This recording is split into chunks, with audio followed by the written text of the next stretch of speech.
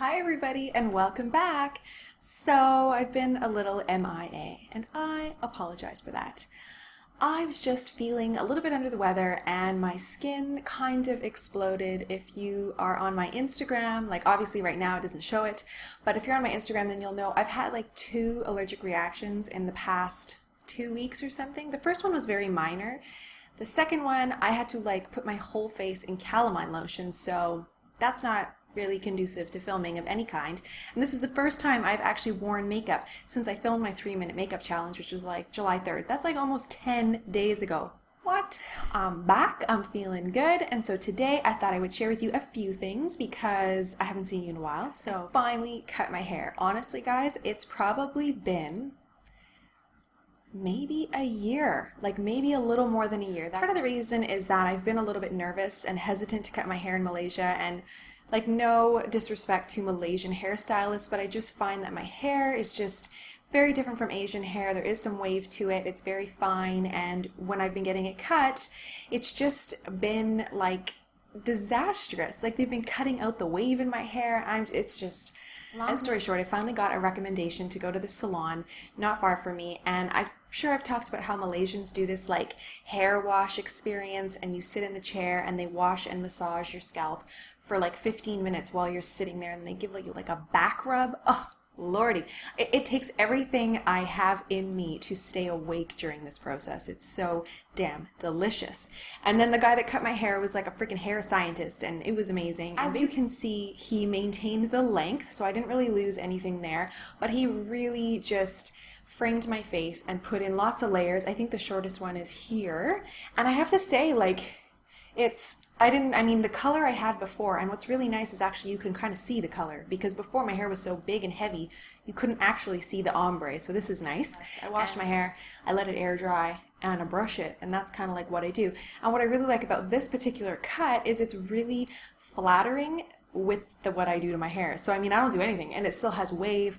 I just brushed it and sprayed a little bit of salt spray, and this is the result. So super thrilled with my new hair. And the weird thing is, like, you might be questioning, like, why is she doing an entire video about her damn hair? And I guess what got me thinking is how good I felt after I cut my hair. Honestly, I felt like a damn commercial, like a hair commercial. I was walking out of there, woo, I felt amazing. How wonderful is that you could do something so simple and feel so good afterwards? And it got me thinking about how confidence can affect us, and how it's kind of those little things that can really drag us down, and how if we make small changes, they can have a really big impact on our life. And I was kind of just reflecting on some people that I know and some people that are important to me in my life, and how confidence issues can really play a factor on your well-being. I was like, you know what, I'm just going to share with you guys a few tips that I've used in my life that help me get through the hard times and help me with my confidence, because yes, my friends, I have too suffered from confidence issues, and it's not something that I vocalize to people, but now I'm sharing it with all of YouTube, so but it's just one of these things where it's like, I think every person from time to time kind of goes through these little dips, and it's what do you do to get out of that dip? So, right? The first thing, which I think is kind of obvious, is to make small changes regularly. If it's something as simple as cutting your hair, if you're feeling frumpy and your hair is just blah and it's just not doing anything for you, and you feel like you don't want to dress nicely, or you don't want to really put any effort into your outward appearance, maybe just make a small change in that way, and it actually affects your esteem and your confidence greatly. Seems weird that it would, but it's like dress for success type of thing. It actually works. The second thing that I like to do, and this I would imagine to be pretty straightforward, is to surround yourself with encouraging and supporting, maybe even loving people, family and friends. Because I think it's safe to say that we maybe have all had experiences with friends and family, or friends or family, or both, where some people may not have your best interests at heart. And that can be a hard pill to swallow, especially if it's somebody very close to you, like a family member. And the reality is as we get older, as we form our own families, our priorities shift, our responsibilities shift, and I think the thing that we have to shift in our heads to realize is that, at least for me, if you don't have my best interest at heart, you no longer hold value in my life. And it's that simple. If someone is mistreating you, disrespecting you, Why do you place them on a pedestal? Why do you continue to give them attention? It might be something to ask yourself. So that's something that I try to do consciously, is that the people that I allow into my life and I allow into my inner circle really add value to my life. And I think that's a really important step. I think it's a really good life lesson. Difficult to learn, very valuable once you have. Another easy way to increase your confidence and to help you in that area of your life is that, okay, let's just face it, problems, we all got them. I mean, if you don't, I don't believe you. But we've all got problems, big, small, whatever. And I think sometimes we can dwell on those problems and they become greater than they are. Like you've heard the saying, to make a mountain out of a molehill. It's true. If you focus on them, you're just going to keep obsessing about them. They're not going to get any better. I think it's important to try and be a solution-driven person, and you can do that in your personal life, in your work relationships, in your family relationships, friends, whatever it may be, financial situations. It's like if you can focus on the solution and start to work towards those solutions, the problems become far more manageable, and they seem to have, not that they lose their importance, but they take up less space in the clutter of one's life, you know? I personally, I'm going to share something with you here, but I have a tendency to become a hermit when I'm feeling a little bit low.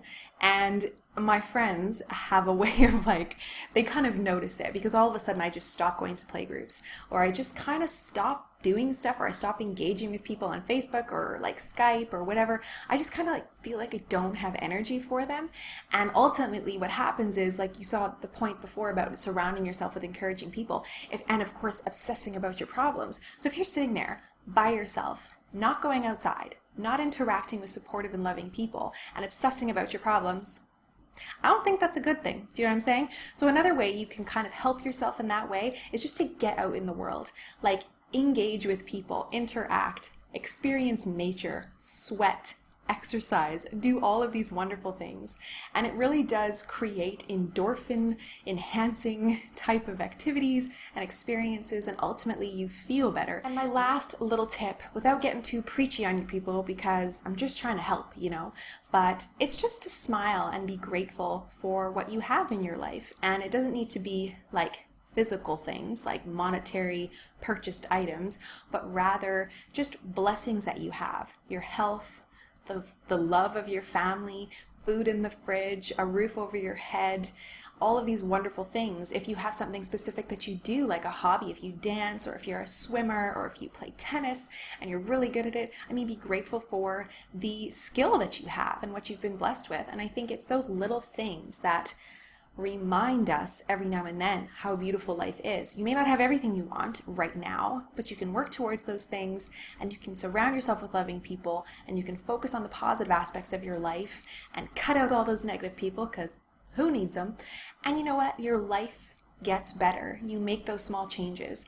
So you may think it's crazy that cutting my hair made me feel this way, but honestly, it's those little changes, those steps in the right direction. It's kind of like you get what you give, right? If you're throwing out positive energy to the world, you can't help but get a little bit of that back. So my friends, that is it for my little chatty video today. I don't do these very often, but sometimes I think it's nice just to kind of talk to you guys, to tell you where I'm at, because my life ain't all about beauty products and baby stuff. Well, kind of is all about baby stuff. But I do have other things going on with me personally, and I'm a regular person who can be affected by things and feel a little bit down from time to time. And I'm not a TV show. I don't have a production company working for me that gets me to film and edits my videos. It's all me. So from time to time, I just, sometimes we need a little break. So I hope you stick around, and I hope you subscribe and stay subscribed to all my things, like my Facebook and my Twitter and my Instagram, because I promise I will keep up to date on those as well. And as usual, thank you so much for watching, and I will see you in my next video. Bye! Peachy gold color.